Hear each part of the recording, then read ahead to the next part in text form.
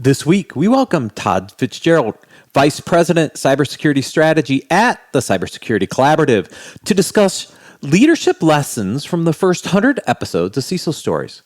In the Leadership and Communications section, the sacrificial CISO heralds a new age for cybersecurity. To coach leaders, ask the right questions, how to handle criticism gracefully, 12 pro tips, and more. Business Security Weekly starts now. This is Security Weekly, for security professionals, by security professionals.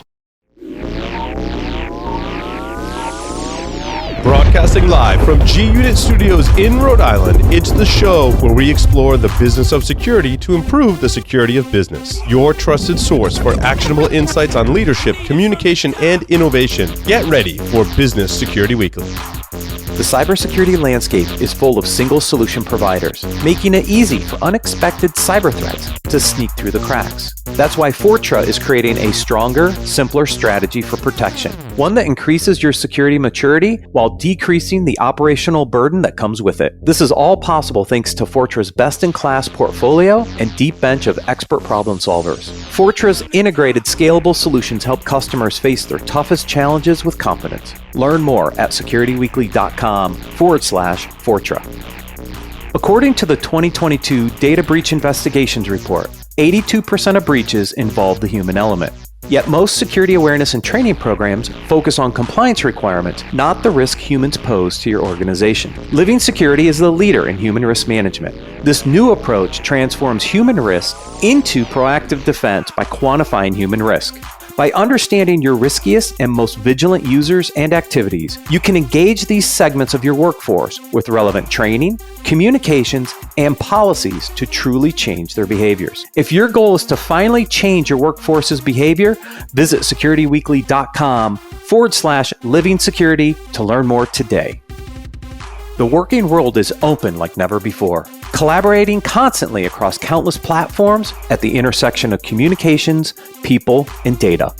The solution? Work Protected. Work Protected enables you with a security solution that connects all the dots. One partner, integrated, intelligent, and intuitive. Mimecast. Work Protected with intelligent email and collaboration security only from Mimecast. Visit securityweekly.com/Mimecast to learn more. Welcome to Business Security Weekly. This is episode number 286, recorded November 28th, 2022. I hope everyone had a very happy Thanksgiving. I am your host, Matt Alderman. Most of my co-hosts are out this week, but I did get Tyler Robinson to join me today. Thanks, Tyler. Always, Matt. I'll always be here for you, buddy. Oh, thanks, Tyler. I know Jason was out, Josh is out, like everybody's still on vacation from the long weekend.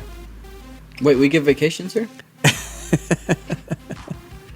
Almost. Security Weekly listeners, we need to hear your voices. Leave us your feedback on Apple Podcasts and submit a screenshot to our giveaway for a chance to win a $100 gift card to Hacker Warehouse. This giveaway will be open until the end of the year. We appreciate your feedback so we can continue to make great content for our audience. Visit securityweekly.com/giveaway to enter. Todd Fitzgerald has built information security programs for 20 years. Todd serves as Vice President, Cybersecurity Strategy, and Chairman of the Cybersecurity Collaborative Executive Committee. He has authored 4 books, including the #1 best-selling and 2020 Canon Hall of Fame winner CISO Compass, Navigating Cybersecurity Leadership Challenges with Insights from Pioneers. Todd held senior leadership positions at Northern Trust, Grant Thornton International, Manpower Group, WellPoint, AstraZeneca, Zeneca, Syngenta, IMS Health, and American Airlines. Todd, welcome back to Business Security Weekly. It's always great to talk to you, Matt. Well, it is part of the family, a part of the Cyber Risk Alliance family. You've been doing the CISO Stories podcast we've been doing this for a couple of years now, right? Mm-hmm. Yeah. It's hard to believe how time has just marched on. Exactly right. You know, you started interviewing folks from your book on different leadership lessons. We're getting ready for episode 100. I don't think episode 100 has officially launched yet. When is episode 100? Episode 100 will be coming out December 13th. And who is it? Can you tell who it's with or no? Is it a surprise? I can tell you. It's Gene Spafford. Many of those in the security industry know Eugene has been around, also known as Spaff, has been around for many, many years and has provided a lot of great guidance for the security industry. And so we thought that would be very special to have Eugene on talking about some of the cybersecurity myths and things that we've been believing for quite a while. Awesome. That's great. Now, up to this point, you have interviewed a lot of leaders. And when I've done interviews, there's always little things I like take away that I remember. So Jim Routh, right? Jim's been in the industry forever. It took me 3.5 years to get him on the podcast. And I clearly remember he said, employees don't want to be retained. They want to be developed.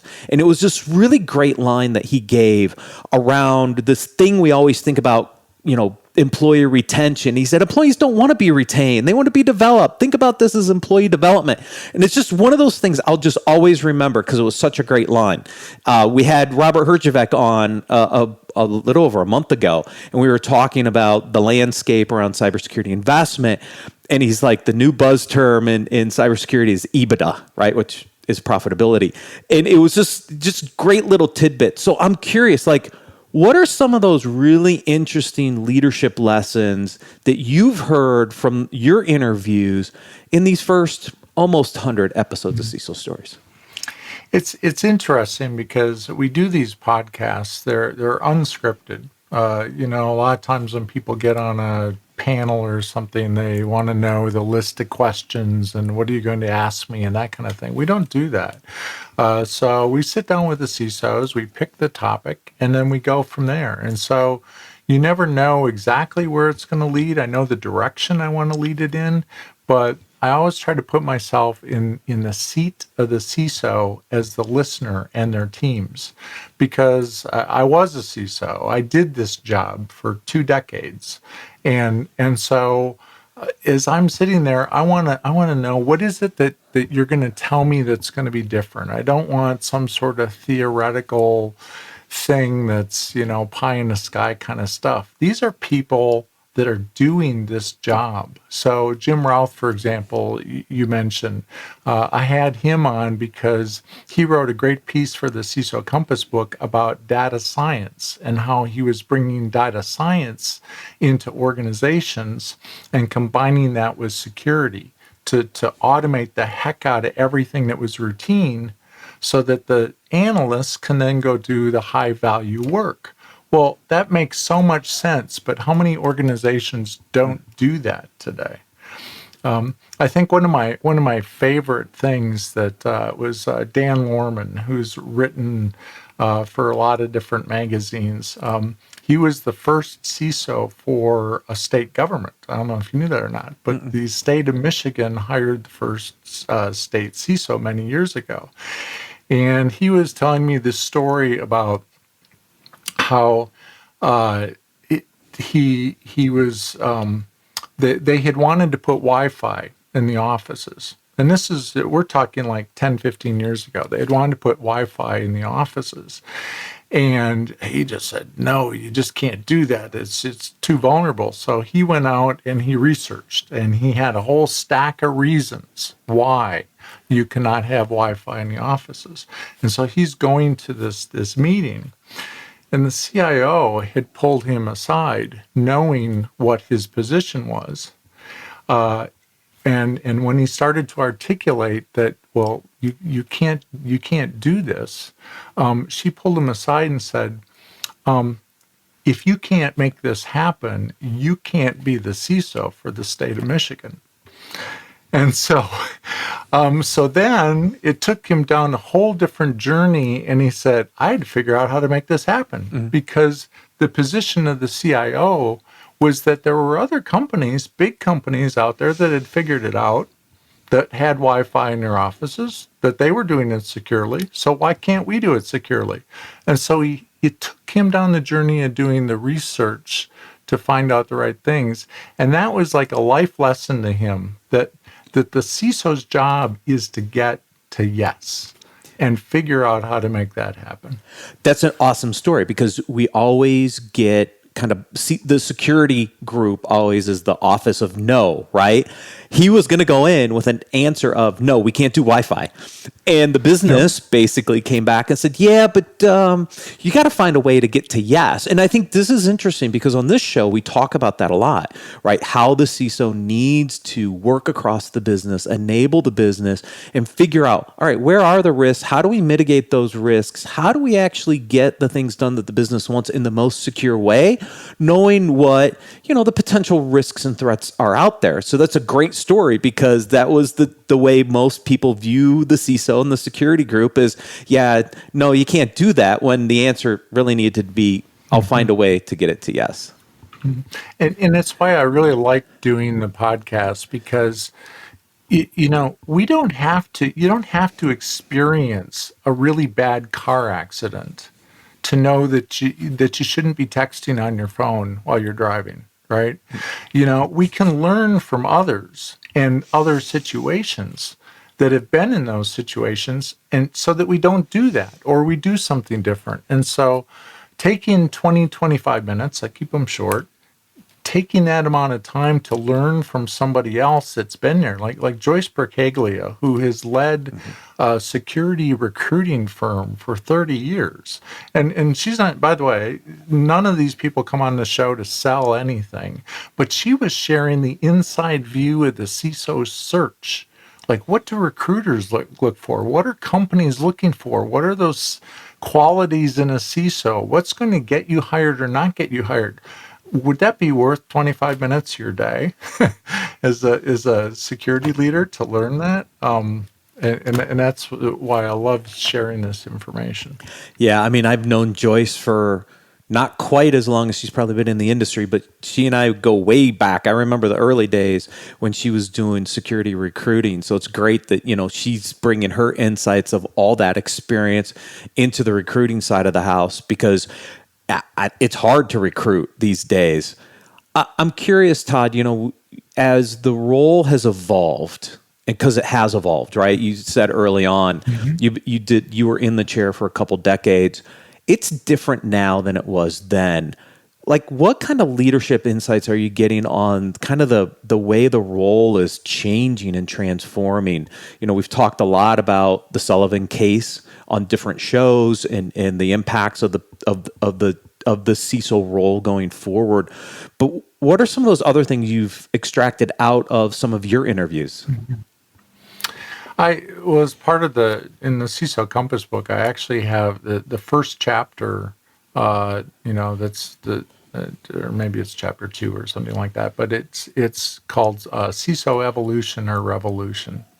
And I put forth a 5-stage model for the CISOs, 5 stages. A lot of organizations are just getting CISOs within the last few years, but we've actually been maturing this for about a quarter of a century. I mean, with the first CISO back in 1995 was Steve Katz, who we also had on the show, giving his insights. And we've moved from, and I'm not going to go through all the stages of that, but we've pretty much moved from that technical compliance risk-based era into what I was calling stage 5, which was the privacy era, that the people who knew where their data was in the organization, how it was being protected, and knew what the laws and regulations were surrounding that, those are the valuable CISOs for their organizations. And that's my phase 5. I've recently added a phase 6, which I think started around 2021, 2022, which is the business resiliency and supply chain CISO.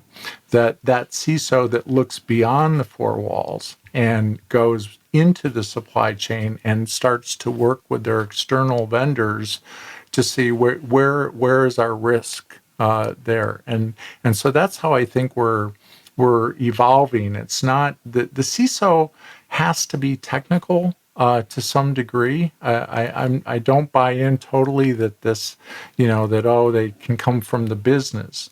That you need those business skills.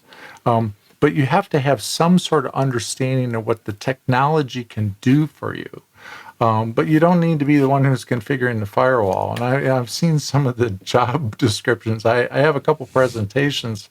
I throw up 3 slides of an actual job description that lists like everything. I mean, and I'm using 8-point font on these PowerPoint slides, and that's the whole job description, from frameworks to leading teams to the regulatory compliance to configuring a firewall. I don't know who that person really is, and that's not what most companies need anymore. Are some of the lessons that have been learned, are many of those similar lessons over the decades? Obviously, our strategy has changed. We've evolved how we do management and how we're securing the enterprise and dealing with the threats and the threat vectors that are changing. But have many of the lessons kind of remained the same?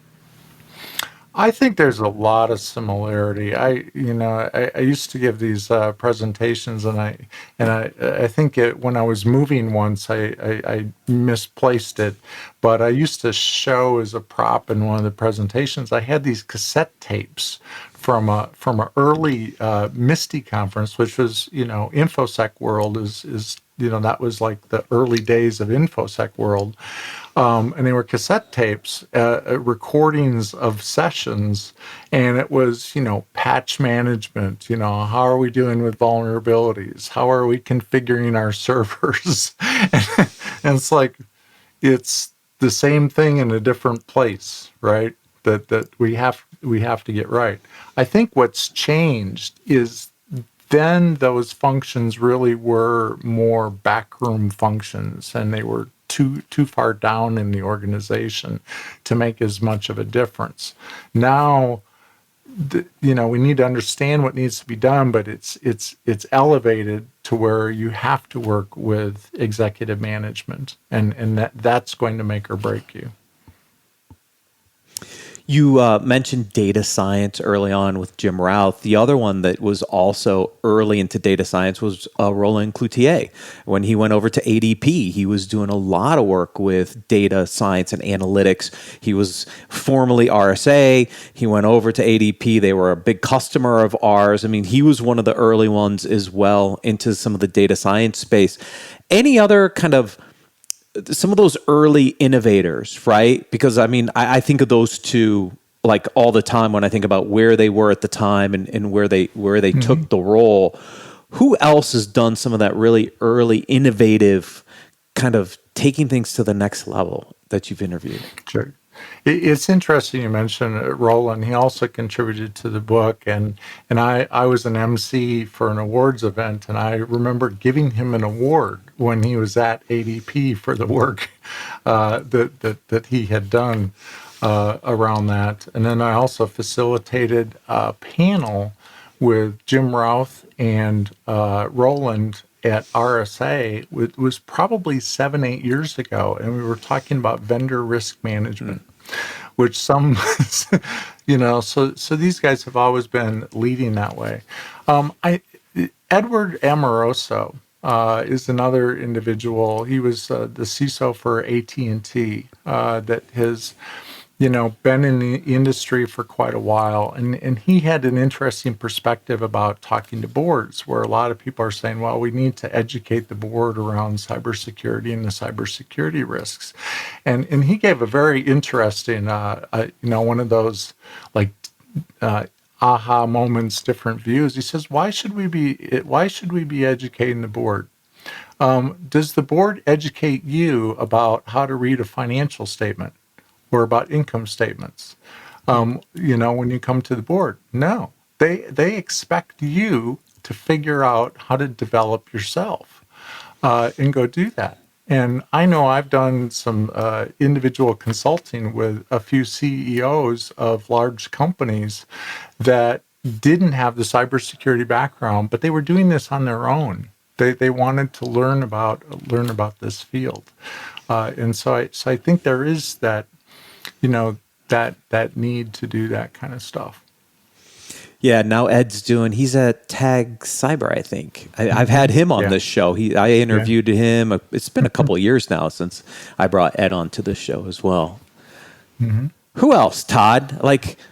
You got 100, so I mean, I know there's a few more interesting ones in there somewhere. It really gets tough because you know what I love it. Like I said, the topics are also different. I recently interviewed Tim Brown, the CISO for SolarWinds, and he talked about what happened during the breach, what they did to mitigate the things around the breach, helping us with supply chain security. Why he still has his job. Those sorts of insights. Jim Camelli, I've tried for a long time to get Jim, and the funny thing is he actually works like right around the corner when he was in the office, but he was the global CISO, is the global CISO for Walgreens and Boots Alliance, and he's been there for close to 4 decades. Now, how does somebody in this role, when we talk about people losing their jobs over this period of time, stay in that role? And I was wondering, what is your secret, Jim? Do you have pictures, or what is it? and and he said that he started out as a financial analyst. And so it's like, aha, there's the key. This is something that a lot of CISOs don't get right. They talk about threats, but translating that into money for the business. But Jim had that skill set, so he carried that throughout his career. When he got into IT and then into security, he's been able to he knows the necessity of needing to put financials behind it. I had Devin Bryan on not too long ago, the CISO for Carnival Cruise Lines, and he talked about the cost of cybersecurity and how he looks at financials and how you really have these floating data centers. And how you have to put that into financial terms, and try to patch servers and things when you're out at sea. Everybody is dealing with a whole, different, type of thing that they're trying to get through. Yeah, Have you seen that CISO role start to shift and become something that it was not intended to be, especially with the Sullivan case, looking at different breaches and how different companies are on their maturity path handle the breaches and the leadership within inside of those roles as those breaches are kind of coming out. Have you seen that role become something it shouldn't be, and are there companies doing this well? Kind of what is the differentiation between the two of those? Well, I think, we have the strategic CISO that's, working at the policy level and everything else. And what companies are also asking themselves is, do I have the right person in place when I do have that breach? Is this person going to be the one that's going to get me out of the mess? And I don't know they're necessarily going to be the same person. And if you have large enough organizations, a good CISO is going to make sure they've got a really good incident response person in place. Because otherwise what's going to happen is that CISO is going to have to wear all of those hats. They're working with the executive management, and they're trying to manage their way out of the breach too. So what's interesting is a job description I saw not too long ago had a requirement in there that they had to have had experience with the data breach. And I remember I was interviewed years ago for a job, and I found out later that I ended up getting the job, but I was up against somebody who had managed one of the major breaches at that time. And I thought, wow, if this was today, I don't think I would have been the one hired in that role. I think it would have been the one who had to suffer through the breach because of all the lessons learned with that. But I think we have to be careful that we don't turn this into the CISO becoming the breach commander responder, and that's the only role for the CISO. Because that's going to also attract a different kind of person. There's some people that are attracted to the heroics of firefighting and solving those issues. Those may not be the same kind of people that are going to be so excited about putting frameworks together and working with executive management and getting security, into all of the products and services. That may seem kind of boring to them, because they're not going to the fire, right? Right. Or managing budgets and justifying budgets and adjusting budgets, because that's not really, that's not firefighting work. That's kind of the boring stuff, right? Yeah, and just having some more meetings to go to. Right. Exactly right. One of the things you were talking about in the Walgreens case, one of the areas I've seen some really interesting ways to cultivate security is like the GE, right? They rotate their executives through different departments. You were talking about, how we started as a financial analyst and ended up at the CISO. I've seen companies like GE take their leaders and rotate them through so they get a full understanding of the business. Oil and gas also does a very good job of this. I've seen, when we were doing a lot of work with Royal Dutch Shell, every couple of years, those executives were rotating in. So you had new people coming into security, but the security person that was the CISO getting exposure to the other parts of the business. Does that make a more well-rounded CISO? People who have been in multiple different kind of leadership roles across the business, does that make them a better CISO in general? I think it would, but I don't know that the reverse is true. That, can you take a CISO and then, they're going to now be head of marketing someday? That just seems, that seems like a stretch. So, but I think we should be thinking in terms of within the CISO, within the security areas. When I was with a large bank, we had started an internship level. At the other end of the spectrum, college graduates coming in, we devised a 4-year program. And you had to work 6 months in audit, 6 months in security operations, 6 months on a red team, and 6 months in governance and compliance. And then at the end of that, you could choose where you wanted to stay. That's what made you the most excited about this. And no, you couldn't say I don't want to do 6 months in audit. You needed to learn that auditors are our friends and they're an advocate for security, and we need to use them that way.